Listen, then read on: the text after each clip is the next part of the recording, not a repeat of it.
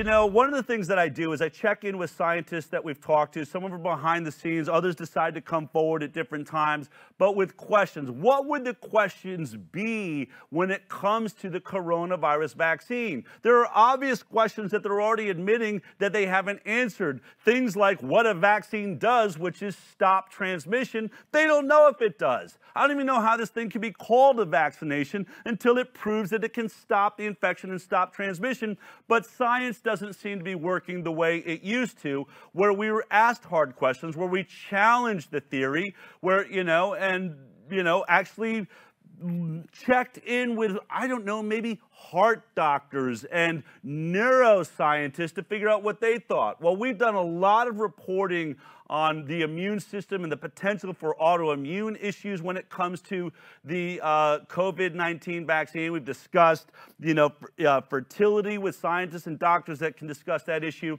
But I was talking to a neuroscientist that has done some work in this field that brought us a lot of the studies on the dangers of aluminum in vaccines. Of course, I'm talking about the world-renowned scientist from the University of British Columbia, Dr. Christopher Shaw, and it is my honor and pleasure to have him joining us right now on the High Wire. Chris, you brought up something. I sort of just stopped you the other day and said, you know what, I want you to bring that live on the High Wire.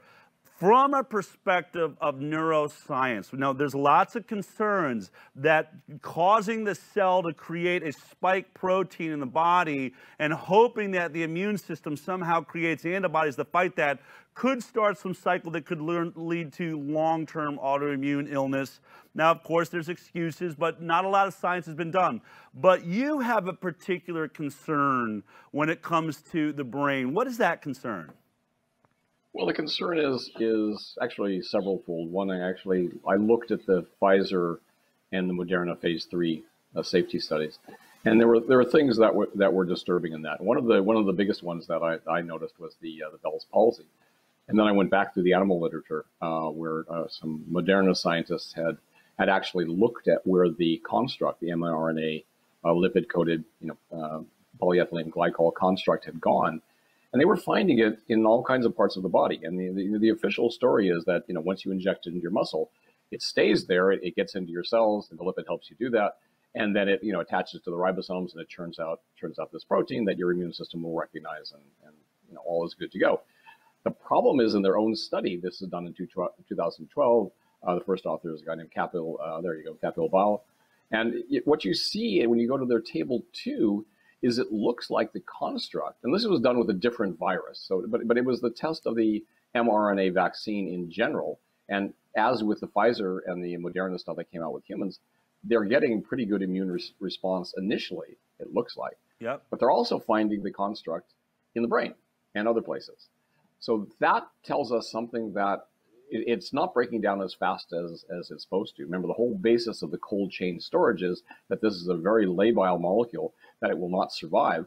And somehow it is surviving to get inside various organs, including the brain. And that table tells you that this is maybe something we need to worry about, and we need to study in more detail, not just launch a population of 7 billion people, because I think you're inevitably going to have some consequences that we don't understand. So why is it there? It's not much compared to how much is in the muscle, but there shouldn't be any. So why is it there? I want to bring up that really quickly, because obviously this looks like these were animal models, correct? And so they're able to kill the models after delivery of the technology, right? The mRNA technology. That's right. But folks, look at all the places they found it. It's like it blew up inside of the animal. We're talking bone marrow, brain, lymph nodes, heart, kidneys, liver, lungs. I guess if your goal was for it to travel all throughout the body, then mission accomplished. But what I guess my question is I've even seen doctors putting out videos that any concern that this crosses the blood-brain barrier are not true. It's been proven that that's not true. And for a layperson like myself, I ask myself, why are you even telling me that? First of all, what would be the problem if it does cross the blood-brain barrier? Why are they defending against that?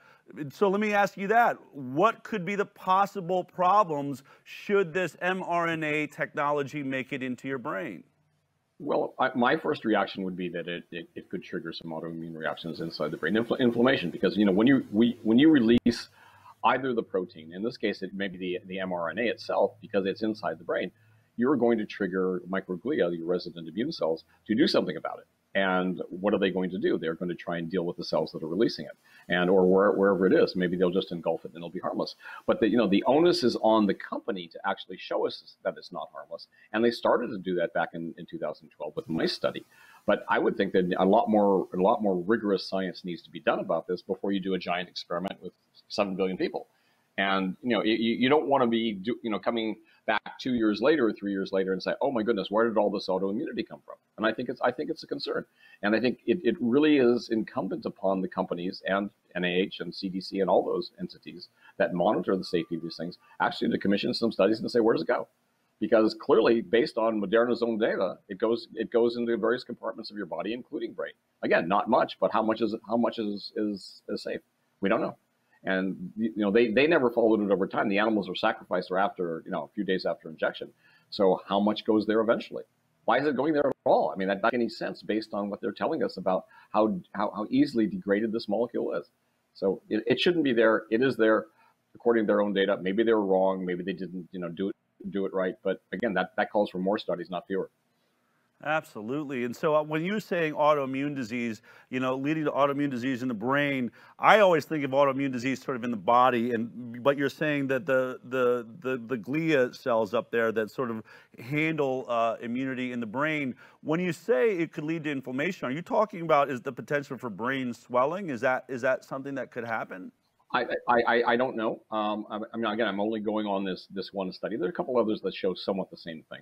But when you turn your microglia loose against targets inside the brain, you're going to get inflammation of some sort, and it's going to start targeting cells.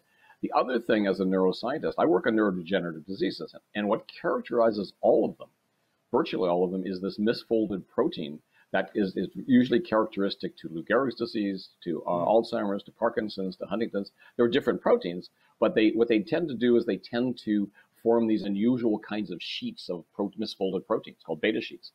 Now you're asking cells in various parts of the body, including possibly the brain, to make a lot of proteins and release it to the outside.